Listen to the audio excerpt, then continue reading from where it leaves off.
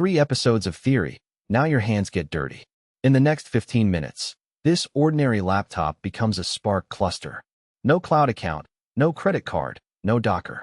Just Python, one install, and one gotcha I'll save you an hour on. By the end, you'll have Spark running, a real query answered, and the same dashboard the pros stare at all day. Timer starts now. Here's everything we need. Spark's engine runs on the Java virtual machine, so Java. You'll write Python, so PySpark, which pip installs like any other package. And on Windows, one extra file that nobody tells you about. That's the whole shopping list. Why not Docker? Why not a cloud notebook? Because knowing your own machine can do this changes how you debug everything later. And if you really can't install anything, stay until the end. There's a zero install escape hatch. Step 1. A JDK, version 17 or 21. The long-term releases Spark 4 supports. Download from Adoptium, install, then set Java_home to the install folder. Check it, Java-version. One trap. If you already had some Java, check anyway. Spark 4 dropped Java 8 and 11. And if the version printed isn't the one you just installed, an older Java sits earlier in your path. Don't fight it. Spark trusts Java_home, so set it explicitly and move on. Step 2. Pip install PySpark. One command, about 400 megabytes. Because this isn't a client library, it's the entire engine. The same jars that run on 1,000-node clusters land in your site packages. 2 hygiene tips. First, use a virtual environment, so this beast doesn't pollute your global packages. Second, don't ride the newest Python the day it ships. PySpark support trails by a few months, and mismatched versions are the number 2 support question. When pip finishes, you own a cluster runtime. Step 3. Windows only. Mac and Linux, skip ahead.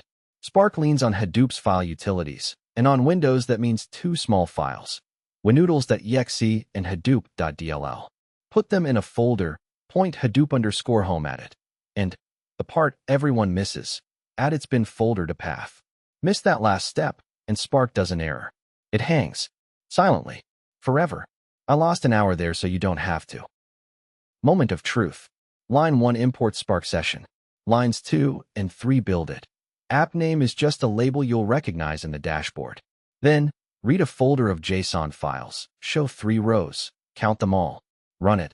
The first launch takes a few seconds. That's the JVM waking up, and there it is. 40,000 rows, counted across 20 cores working as executors. You configured none of that. Local mode found your cores and turned them into a cluster, shrunk to one machine. The code is identical to what runs on 200 servers. That was the promise of episode 1, and you just cached it. Want proof it's real Spark? While your script runs, open localhost 4040. That's the same Spark UI from episode 1.2. Jobs, stages, tasks, all of it, on your laptop. One catch. The dashboard lives only while your session does. When the script exits, it's gone. Keep the script waiting on an input if you want to browse around. Same engine, same dashboard, any scale. 3 classic failures, 3 fixes. 1. Java gateway process exited. Spark couldn't start Java.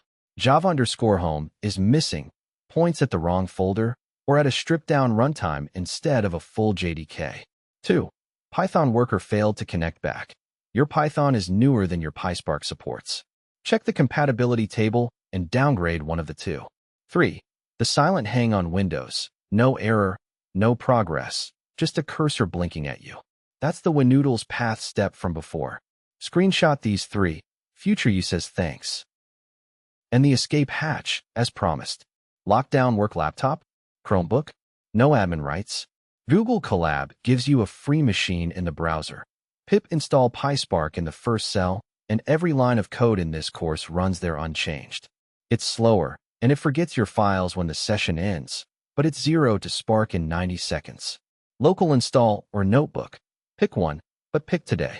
Next episode assumes your Spark runs. Recap. Java, pip install PySpark, and on Windows the winutils path trick. 5 lines later you ran a distributed query and watched it in the Spark UI. Your laptop is now a cluster. Next episode we put it to work, reading and writing real data, CSV, JSON, Parquet, and why one of those 3 formats will save you a fortune.